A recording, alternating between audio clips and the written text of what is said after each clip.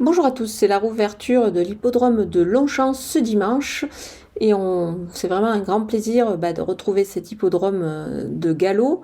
On va évoluer dans un quintet plus, c'est le prix de Chevilly. Pour cette nouvelle émission de Quintet Flash, ils sont 16 au départ de cette épreuve. C'est un handicap qui va se disputer sur la distance de 1400 mètres. Alors c'est le parcours un petit peu particulier du toboggan. C'est les 1400 mètres de la nouvelle piste avec une arrivée jugée au deuxième poteau. Donc on peut dire que les finisseurs vont pouvoir s'exprimer tout au long de cette longue ligne droite. Voilà, maintenant on va retrouver des éléments quand même qu'on connaît pour la plupart à ce niveau de la compétition. Il va falloir bénéficier d'un bon numéro de corde pour pouvoir s'en sortir ici en prenant un départ assez rapide sur ce tracé et puis surtout en garder pour la fin dans la longue ligne droite. On va voir tout ça avec mon analyse.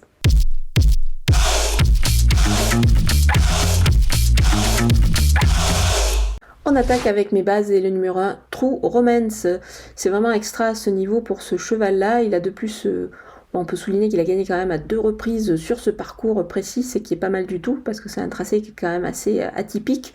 Il se présente ici avec un petit peu de fraîcheur, c'est pas plus mal, donc on va lui faire confiance surtout avec Christos Soumillon en selle.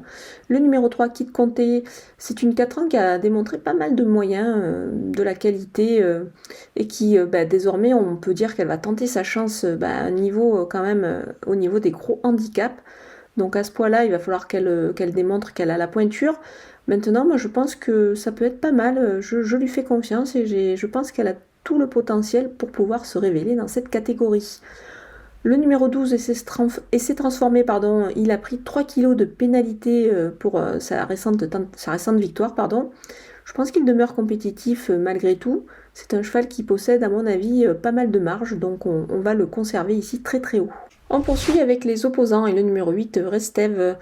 C'était pas mal le dernier coup. Moi, je pense qu'il peut améliorer son classement et réaliser une belle performance ici. Le numéro 2, Amendras, il reste sur des tentatives de choix dans les gros handicaps.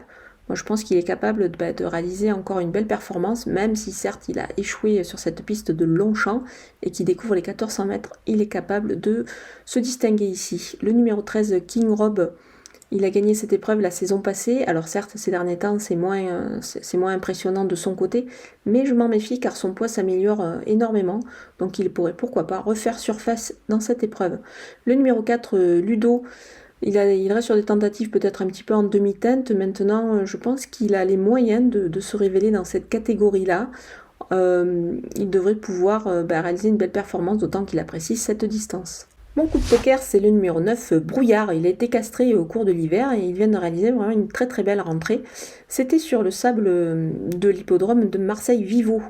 C'est un élément qui s'est déjà imposé dans un quintet et c'était justement sur ce tracé. Donc je pense qu'il devrait pouvoir accuser des progrès sur sa rentrée et pourquoi pas s'imposer à cette valeur. Il est pris en 38 de valeur. Moi, à mon avis, il va vraiment réaliser une belle performance et pas taper loin du tout. Les outsiders avec le numéro 16, Passalito, il a pris 2,5 kg sur sa récente victoire. Donc évidemment, là, sa tâche se complique peut-être un petit peu, mais il peut franchir un cap ici et pourquoi pas encore se distinguer. Il a tiré un bon numéro de corde avec le 3. Le numéro 6, Bimaïdé, il retrouve justement le parcours de sa dernière victoire. C'est vrai qu'il aurait préféré peut-être un terrain un petit peu plus souple, mais je pense qu'il pourrait pourquoi pas s'en sortir, donc on va s'en méfier ici. Le numéro 7, Avoc, il court un petit peu rapproché. Maintenant, si son entraîneur décide de l'aligner à nouveau, ça veut dire que le cheval est en pleine forme.